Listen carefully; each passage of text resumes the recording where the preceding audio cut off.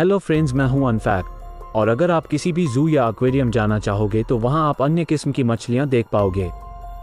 Even कई किस्म की शार्क्स भी, जैसे कि ज़ीब्रा, शार्क के नज शार्क और यहां तक द व्हेल शार्क भी।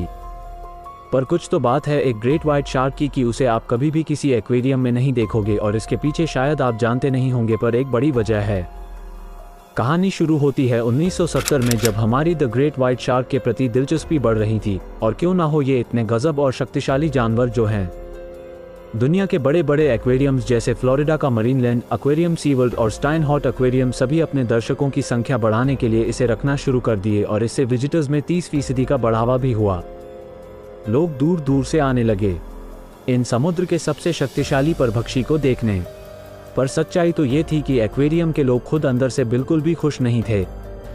इसकी वजह ये थी कि किसी अनजानी वजह के कारण इन शार्क्स का स्वास्थ्य दिन ब दिन बिगड़ता जा रहा था। ये शार्क्स बस कुछ गिने चुने दिन ही टिक पाते। ऐसा लग रहा था कि इन्हें कैद करते ही इनके मरने की प्रक्रिया शुरू हो जाती है।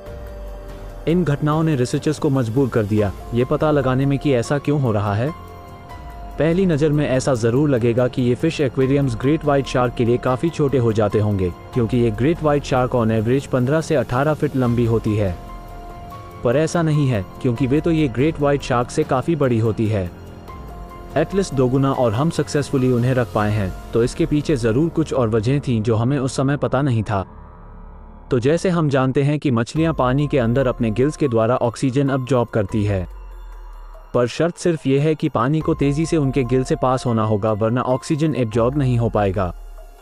अब ज़्यादातर मछलियां यह आसानी से कर सकती है, बकल नाम के एक प्रक्रिया से, जहां ये अपना मुंह खोले पानी को गिल्स के अंदर पंप करते हैं और ऑक्सीजन एब्जॉर्ब कर लेते हैं। पर कुछ गिने चुने प्रजातियां यह नहीं कर पाते और द ग्रेट व्हाइट शार्क उनमें से ही एक है।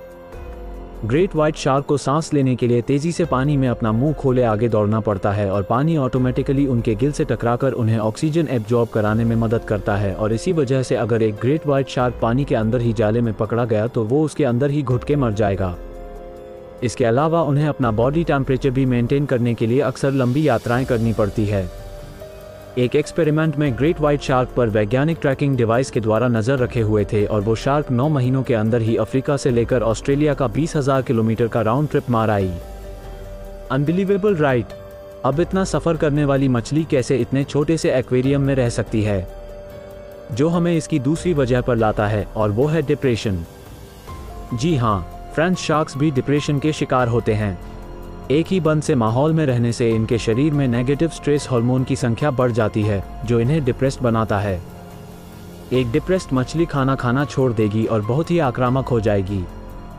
कई बार इन्हें अपने आप को भी नुकसान पहुंचाते देखा गया है, अपने सर को एक्वेरियम के दीवारों में पटकते हुए, और सभी केसेस में ये इन्हीं कारणों की वजह से किसी भी एक्वेरियम में 4 दिन से ज़्यादा नहीं टिक पाते थे। लेकिन सिर्फ 1981 तक। उसके बाद सैन डिएगो के सी वर्ल्ड एक्वेरियम में एक 5 फुट के बच्चे शार्क को लाया गया। हमेशा की तरह ये शार्क भी डिप्रेशन का शिकार हो गया और इसने खाना खाना बंद कर दिया।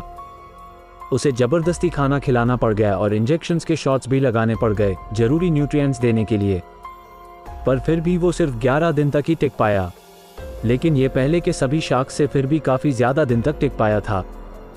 और इस शार्क के मौत के बाद सीवर्ल्ड का कहना था कि इस दौरान उनके कुछ रिसर्चेस चालू थे और उन्हें इससे काफ़ी कुछ नया जानने मिला। इसके बाद भी और बहुत सारे एक्सपेरिमेंट्स किए गए और हमेशा रिजल्ट्स नेगेटिव ही आते हैं। 2004 तक जब मॉन्टरे बे एक्वेरियम ने कुछ अलग कर दिखाया और नतीजा चौंका देने वाला था। अमेरिका के इस एक्वेरियम ने पहली बार एक अंडे के आकार वाला 35 फीट लंबा और 40 लाख लीटर पानी से भरा हुआ एक टैंक बनाया और इसमें एक ग्रेट व्हाइट शार्क को रखा। पर उन्हें पता था कि यह टैंक भी एक एवरेज आकार वाले शार्क के लिए बहुत छोटा होगा।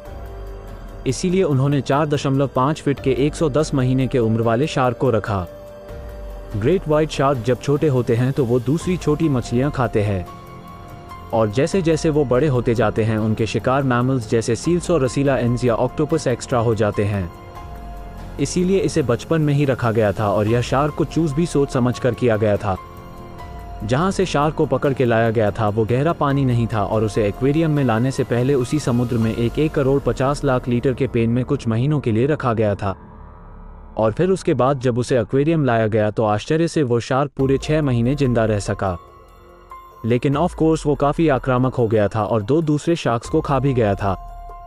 इसीलिए उसे 6 महीने बाद वापस समुद्र में छोड़ना पड़ा। पर दुख की बात तो ये थी कि उसे आज़ाद करने के कुछ ही दिनों बाद वैज्ञानिकों को ट्रैकिंग सेंसर्स के द्वारा पता चला कि वो मर गया था।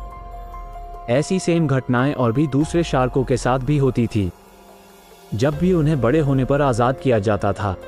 इसका मतलब साफ था कि ना तो हम उन्हें पूरा ग्रो होने पर रख सकते हैं और ना ही आज़ाद कर सकते हैं। इसीलिए फिर सभी एक्वेरियम्स ने मिलकर यह फैसला कर दिया कि अब से द ग्रेट व्हाइट शार्क्सों को कोई नहीं रखेगा। साइंटिस्टों ने भी बहुत कोशिश की जैसे ग्रेट व्हाइट शार्क्स को ब्रीड करने की जो पहले से ही एक एक्वेरियम के माहौल में अपने आप को ढाले हुए हों, पर उनकी भी यह कोशिशें नाकामयाब ही रही। Interesting right? तो इन सभी चीज़ों से हमें बस यही पता चलता है कि ऐसे भी जीव है दुनिया में जो इंसान द्वारा कैद करने के लिए बने ही नहीं है।